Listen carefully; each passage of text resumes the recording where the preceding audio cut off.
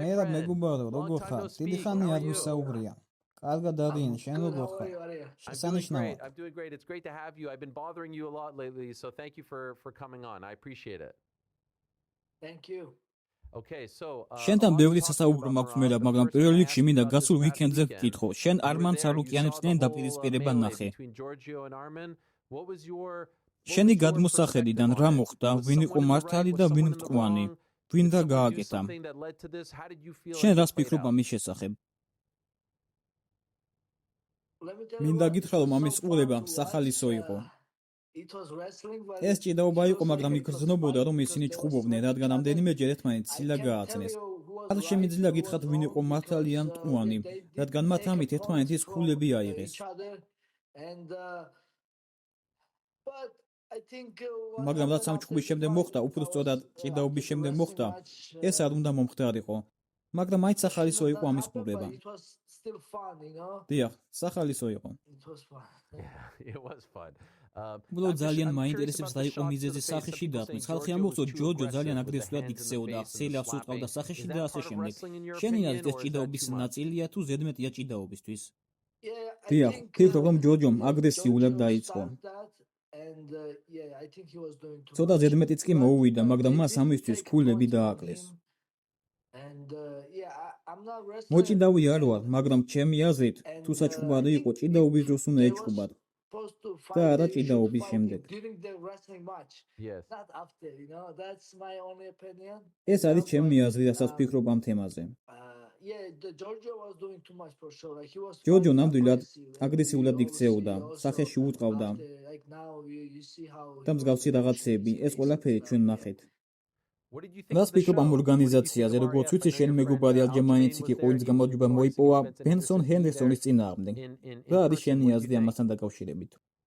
ძალიან გავერთე, დიდებული შოუ იყო.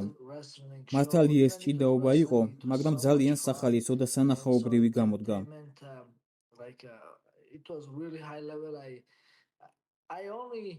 ხანდახან როცა UFC-ს უყურებ, ამ დროს კარგი დასაჯდომი ადგილი მაქვს ხოლმე, მაგრამ არენი დაყურება არ მომწონს, რადგან აქ ძნელია გაერთო. ხანდახან მომჯობინებ ტელევიზორში ვუყურო.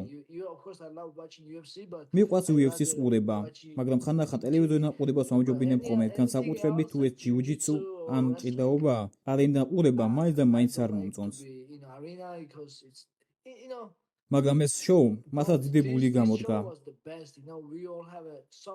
ყველანი ფოკუსირებულები ვიყავი და ეს სახალისო იყო.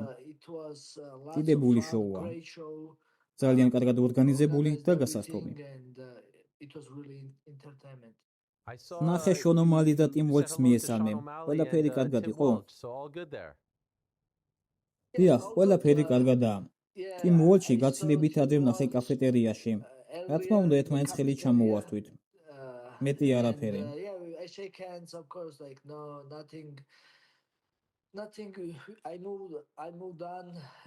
ახლა რა თქმა უნდა, შონ ომალის მიმართ მხოლოდ პატივისცემა გამაჩნია. ის კარგი მებრძოლია.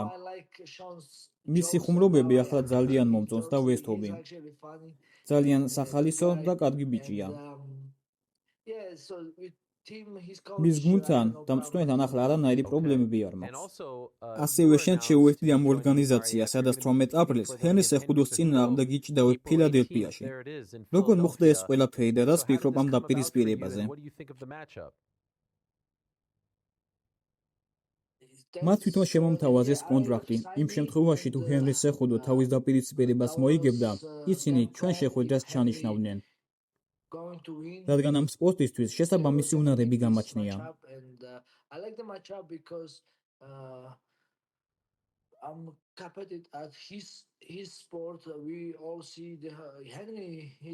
ჩვენ ყველამ ვიცით, რომ ჰენრი სეხუდო კარგი მოჭიდავია, ოლიმპიური ჩემპიონია.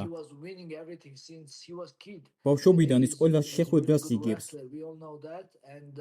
ეს ყველამ ვიცით. რა თქმა უნდა, მე მოჭიდავი არ ვარ, მაგრამ ჩხუბის დროს ჭიდაობას კარგად ვიყენებ. ჩემს ძიუდოს და სამბოს ტექნიკა ძალიან მეხმარება ამაში.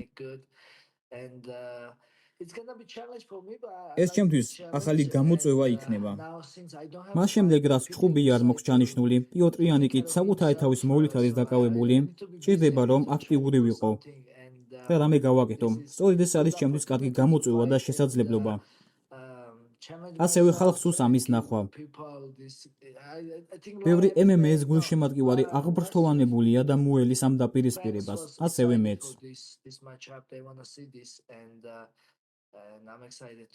შენი 2024 წლის თებერვალში დაამარცხე, საკმაოდ დამაჯერებელი იყო, მაგრამ ახლა შენ მის სამყაროში შეაბიჯებ. მან ამ შაბათს დომინანტურად დაამარცხა მისი მოწინააღმდეგე. გაგიკვირდა თუ ყველაფერი ასე დამაჯერებლად მის სასარგებლოდ დასრულდა? დიახ, შტაბ-ბეჭდილების ქვეშ დავრჩე. წინაზეც აღნიშნე, რომ მინდოდა მას მოეგო, რადგან მასთან ჭიდაობა მსურდა. მაგრამ მან ეს ყველაფერი ძალიან ადვილად გამოაჩინა, ძალიან კარგად გამოიყურებოდა. მან კიდევ ერთხელ გვაჩვენა, რომ ამ სპორტში ნამდვილი მეფეა და დიდებული მოჭიდავეა. მას დაბალი დგომი აქვს, კოჩი ადვილად შემოდის და მსგავსი რამ. მაღალი დონის გაცვლები აქვს. ხოლოდ დატყვების ატანას ჭირდება, თორე ისე კარგი მოჭიდავეა. მას თავისი ტექნიკა აქვს და კარგად გამოიყურება. შენ ახლახან ახსენე შენი ძველი მეტოქე პიოტრიანი. ეს აჩქარად ის დიდი ბრძოლა, რომლის ნახვაც ბევრს უნდა და შენგანაც ამას მოელიან. მერაბ, ამჟამად რა ეტაპზეა შენი კარიერა და ურთიერთობა პიოტრიანთან? რას გულისხმობ, ვერ მივხვდი. კი რომ ის დასაბრუნებლად დიდ დროს წაიღებდა, როგორც ვიცი შენი გეგმა მასთან მაისში ჭხუბი იყო, ან ნიუ-ჯერსიში.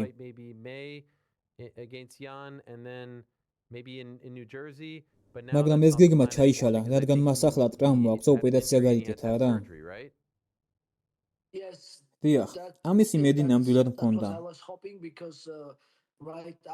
რადგან ჩვენი ჭხუბის შემდეგ UFC-მ დამირეკა და მითხრა: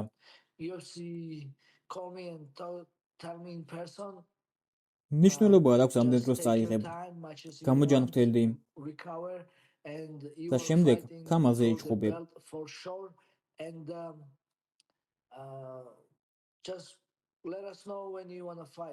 უბრალოდ გითხარი ოდის გინდა ჭხუბი და ჩვენ ამას ჩავნიშნავთ.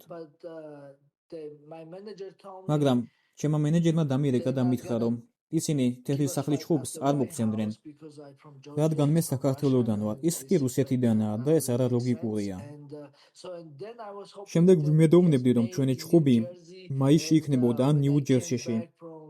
როცა საქართველოდან ესპანეთიდან დავბრუნდი, ბევრს ვარჯიშობდი და ვემზადებოდი ამისთვის. მაგრამ ყველამ ვნახეთ, რომ პიოტრიანმა ზურგზე ოპერაცია გაიგეთა. ახლა ჭხუბის გარეშე ვარ. ვიცი, რომ ახლა ივნისში არ ვჭხუბობ. ვიმედოვნებდი ეს ივლისში იქნებოდა, მაგრამ ვინ იცის ოდის დაბრუნდება პიოტრიანი და ვინ იცის ოდის ჩანიშნავს UFC ჩვენს დაპირისპირებას. ყოველთვის აქტიური იყავი. ახლა შენთვის ეს ცოტა დამაბნეველი ხომ არ არის, როცა ზუსტი დრო არ გაქვს და არ იცი ზუსტად ვის ეჭხუბები და მხოლოდ ასე ვარჯიშობ.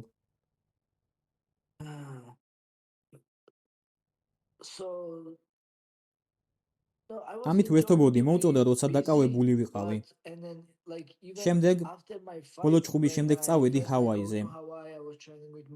მარკ ცუკერბერგთან ერთად ვარჯიშობდი. შემდეგ იყო ესპანეთი, ილია თოფურიასთან ერთად ვარჯიში.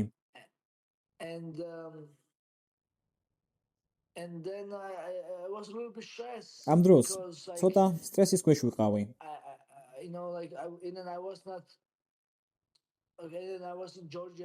შემდეგ საქართველოში ვიყავი ცოტა ხნით. მინდოდა დაბრუნებულიყავი აქ ვეგაში და მევარჯიშა ჩემს საკუთარ ტერიტორიაზე. უბრალოდ ფოკუსირებული ვიყავი და ცოტა სტრესის ქვეშაც კი მინდოდა მევარჯიშა და მალე დაბრუნებულიყავი. და როგორც თქვი, ამას ვაკეთებდი კიდეც. მაგრამ მალევე გავიგეთ ახალი ამბავი, რომ პიოტრიანმა ოპერაცია გაიკეთა და მალევე ვეღარ ვიბრძოლებდი. ამის შემდეგ ცოტა დავმშვიდი კიდეც. ახლა შესანიშნავად ვარ. ჭხუბი არ მაქვს, მაგრამ ვიცი, თუ ვინ იქნება ჩემი შემდეგი მოწინააღმდეგე. ჩემს თავს დროს ვაძლევ. მართალია მე ეს არ მინდოდა, მაგრამ მაინც შვებას ვქორწნობ. ცოტათი თუ გრძნობ იმას, რომ თუ პიოტრიანი ივლისამდე არ დაბრუნდება, გინდა რომ მიჩხუბო სხვასთან, რადგან ბრძოლა ძალიან გიყვარს და აქტიური გინდა რომ იყო, თუ რაც არ უნდა მოხდეს, მას დაუწდი. პიოტრიანს ველოდები, რადგან მხოლოდ ამ ბრძოლას აქვს აზრი. ახლა ჩვენი ანგარიში 1-1-ია. მე ის 2023 წელს დავამარცხე. მან კი 2025 წელს დამამარცხა და როგორც თქვი, არანაირი თავის გასამართლებელი მიზეზები არ მაქვს. მართალია, მქონდა რაღაც პატარა ტრამვები. ჩემი სავარჯიშო კემპი არ იყო მაინც და მაინც კარგი. მაგრამ მესამე ბრძოლისთვის ჩვენ ორივე კარგად მოვემზადებით. ეს ერთგვარი გამოწვევაც კი იქნება ჩემი თავისთვის. მინდა ვნახო თუ ვინ იქნება გამარჯვებული ამ ტრილოგიაში.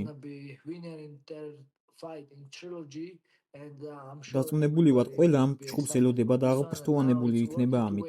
ახლა ლოდინი ნამდვილად დღეს და ამ ბრძოლის შემდეგ ყველაფერს წერტილი დაესმევა. დეკემბრის შემდეგ ამ კითხვის დასმა ყოველთვის მინდოდა შენთვის მერაბ. ოდნავ თუ მაინც ნანობ იმას, რომ 2025 წელს 4-ჯერ იჩხუბე? არა, არაფერს უნანობ. მე ასეთი ვარ. მიყვარს რისკები და გამოწვევები.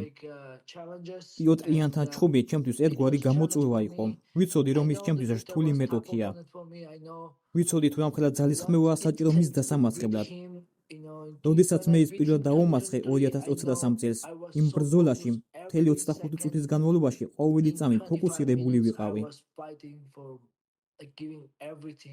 ყველაფერი გავაკეთე მის დასამარცხებლად. შესაძლოა ცოტა ბევრსაც ვაჯიშობდი კიდეც. ჩემს ბოლო ბრძოლაში ცოტა დაზიანებულიც კი ვიყავი, რაღაც ტრამვები მქონდა. რა მნიშვნელობა აქვს? არაფერს უნანობ. ფიქრობ, ხალხმა იციან მომნა ამ ჩხუბით, მე მებრძოლი ვარ. და მოხარული ვარ, რომ ვიჩხუბე. ვიცი, რომ ამაზე პასუხისგაცემა რთული და კომპლექსური საკითხია, მაგრამ გაქვს რაიმე თეორია თუ რატომაც წავიდა ყველაფერი შენ სასარგებლოდ, რატომ იყო ეს ბრძოლა ასეთი განსხვავებული პირველისგან? ვიცი რატომაც. ჯერ ერთი, პიოტრი კარგი მეტოქია. როგორც თქვი, ჯერ კიდევ 2023-ში როცა ვეჩხუბებოდი, ყველაფერი გავაკეთე მის დასამარცხებლად. არ იყო მარტივი, მაგრამ ისე გამოვაჩინე ეს თითქოს მარტივი იყო. ამჯერად კი რამოდენიმე შეცდომა დავუშვი. ჯერ ვცადე მისი დაზიანება მისსავე თამაში, ბოქსში. შემდეგ მან გამაჩერა, ჩემი თეიქდაუნები აღარ მუშაობდა. ამის შემდეგ ვიფიქრე, მინდა ამ ბრძოლით სიამოვნება მივიღო. არ მახსოვს რომელ რაუნდში მივიღე ეს გადაწყვეტილება, მაგრამ ვთქვი, ამ ბრძოლით სიამოვნებას მივიღებ მეთქი. აღარ მადასდებდა, არ ვიცი რაღაც გადამიტრიალდა თავში და პროცესით ტკბობა დავიწყე. მაგრამ მე მან გამომიჭირა. ერთი-ორი კომბინაცია გამიტარა, მე ორჯერ კორპუსში დამარცხა და დამკეცა. მძიმე ბრძოლა იყო. ბოლოსკენ ერთგვარი სიგნალი მივეცი, მოდი, ვიჩხუბოთ მეთქი და უცებ მან შემომიტია, ფეხებში და ძირს დამაგდო. გავიფიქრე, ახლა მოგინდა ჭიდაობა? რამდენჯერმე მასაც წამაქცია. თავიდან როცა ფეხებში შემოვიდო და მისი დახრჩობა ვცადე. ამას ძალიან კარგად ვაკეთებ და ბევრი ხალხი გვყავს ასე დახრჩობილი, მაგრამ არ ვიცი, პიოტრის კი სერი ისეთი ძლიერი იყო, რაღაც არარეალური მეგონა. 135 ფუნტისთვის ძალიან დიდია, ასე რომ შემდეგ ჯერზე მის დახრჩობას აღარ ვცდი.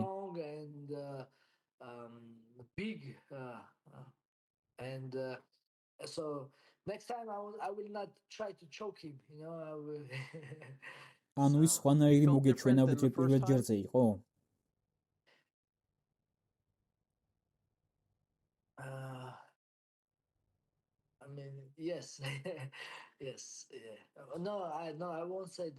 დიახ, მაგრამ არა, ასე ვერ ვიტყოდი.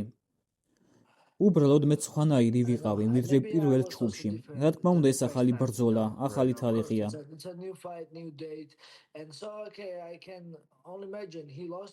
წარმომიდგენია, მახო ჩემთან წააგო. 2023-ში მართლა მაგრად ვცემე. ყველა რაუნდი მოუგე. ეს იყო ცალმხრივი ბრძოლა. ერთსულოვანი გადაწყვეტილებით გავიმარჯვე. and I'm sure he worked a lot. დარწმუნებული ვარ, მან ბევრი იშრომა, შემისწავლა, ბევრი ცვლილება შეიტანა თავის მომზადებაში, რათა დავემასწრებინე. მეც უკეთესი გავხდი მას შემდეგ, მაგრამ ამ კონკრეტულ ბრძოლისთვის არ მომზადებულ ვარ. I did get better after that, but I don't prepare. ყველასთვის მზად ვიყავი, მაგრამ პირველ ყიანზე გათვლილი სპეციფიკური ვარჯიშები არ გამივლია. უბრალოდ ობობასავით ყველასთან ვარჯიშობდი და მაქსიმუმს ვაკეთებდი, მაგრამ მისთვის უფრო სპეციფიკურად უნდა მომზადებულიყავი.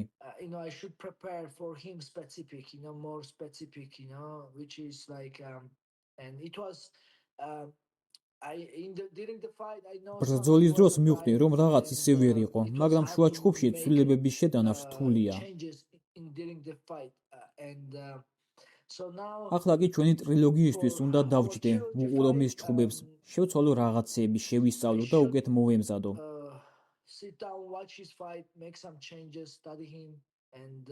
ეს ყველაფერი ჩემი შეცდომაა.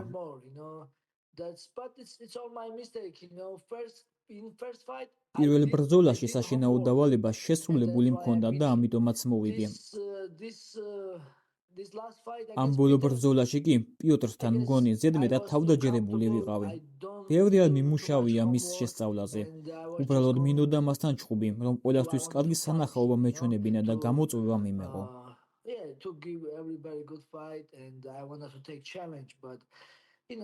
უფრო ჭკვიანურად უნდა მოქცეულიყავი. მე სწავლა მისი სტილი. ამ ბოლო ბრძოლისთვის ბევრი ვიშრობე, მაგრამ მხოლოდ ბევრი შრომა არ გმარა.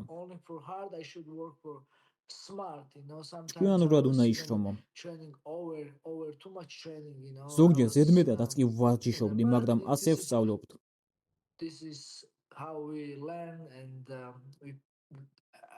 იმედი ამას გამოვასწორებ და შემდეგ ბრძოლას მოვიგებ. Win the next one.